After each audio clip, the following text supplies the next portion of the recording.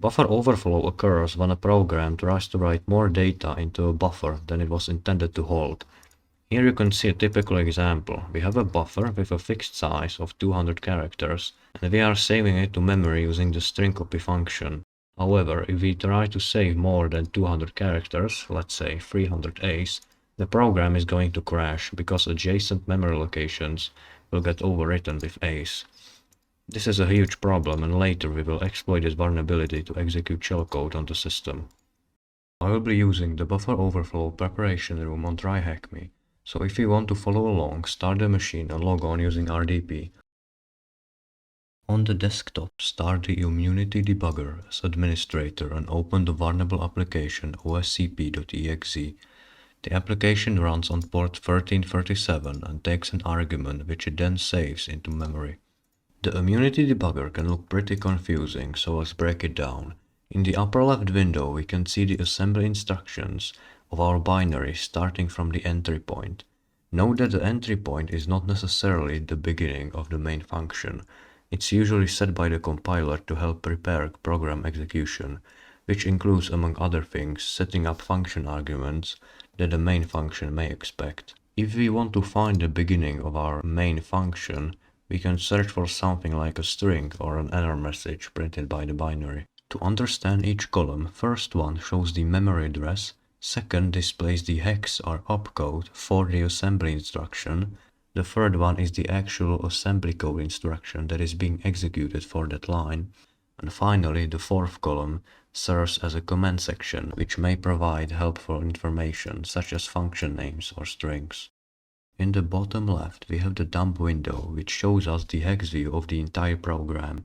In the first column we have again the memory address, second column displays the hex value located at that specific memory address, and in the last third column we have the ASCII representation of the data.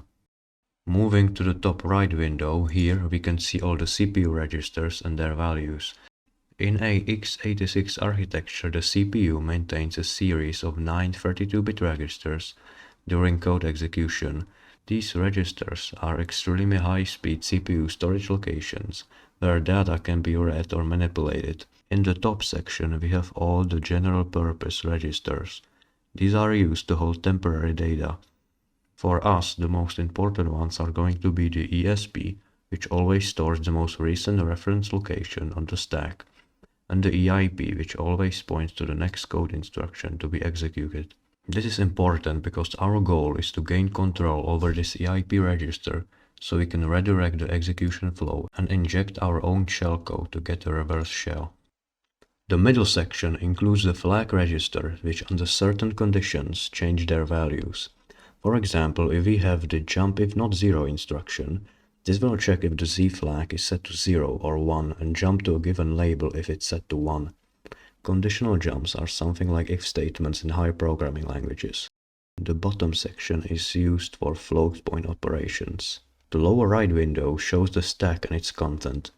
This window has 4 columns, first one being again the memory address, second one is the data residing at that specific address, third column is the ASCII representation of the data, and the last column serves as a dynamic commentary that provides additional information when available. The data itself is displayed as a 4 hexadecimal bytes, a 32-bit value called D word.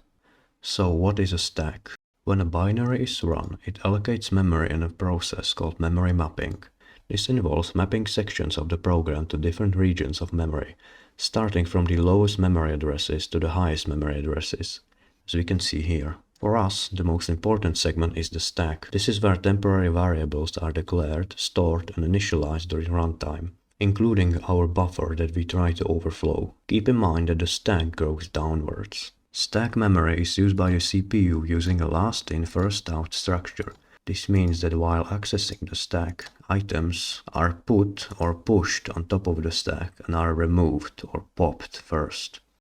So when it comes to exploiting this vulnerability, first step is to overflow the buffer until we reach the return address. To do this, we can use the Python script provided by TryHackMe. Copy the code into a file named fuzzer.py, change the value of the IP variable to the machine's IP address and run the script. The script will keep sending a long string of A's, incremented by 100 each iteration, until we overflow the buffer and reach the return address. This will result into popping the overwritten return address into the EIP. The hex ASCII code for character A is 41, so we can see that there are 4 A's in the EIP register. When this happens, the program crashes immediately because it's trying to access an address that doesn't exist, 4 A's, resulting in an access violation error. After this, we need to determine exactly how many characters we need to reach the EIP register, also known as offset.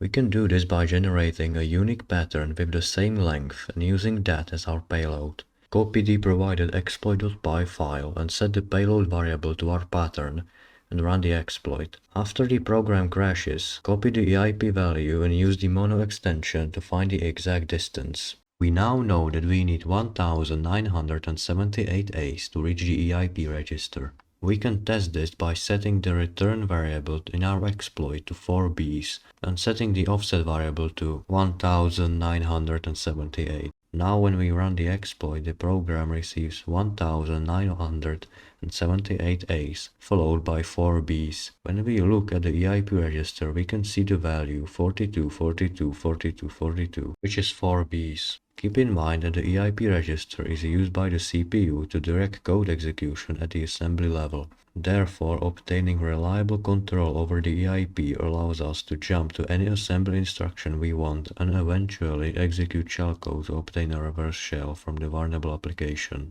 Our next step is to identify bad characters that we can't use inside our payload. For example, the string copy function uses a null byte for string termination. This means our shellcode can't have a null byte, or it's not going to get executed. There are more characters like these, and we have to filter out all of them. To do this, we can use Mona to generate a byte array with all possible bad characters. Then we will use the Python script provided to generate a string of bad characters that is identical to the byte array and use that as our payload in the exploit.